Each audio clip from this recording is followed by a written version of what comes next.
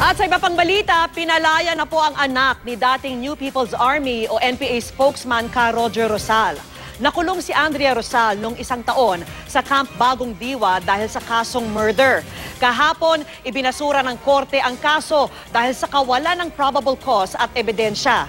Balak daw ni Rosal na magsampa ng kaso sa mga taong nasa likod ng pagpapakulong sa kanya. Inirereklamo rin niya ang anyay hindi patas na pagtrato sa mga inmate sa Camp Bagong Diwa.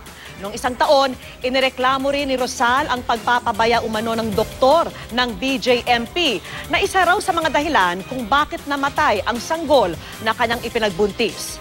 Ayon naman po sa Armed Forces of the Philippines, iginagalang nila ang karapatan ni Rosal para sa kanyang kalayaan.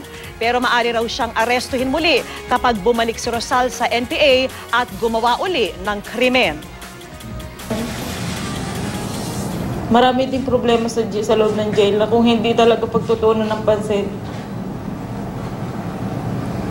Talaga sobrang kaawa-awa mga naandun. Sobrang siksikan. Napakainit. Kapos sa tubig. Wala namang ginagawa ang gobyerno ni Noynoy.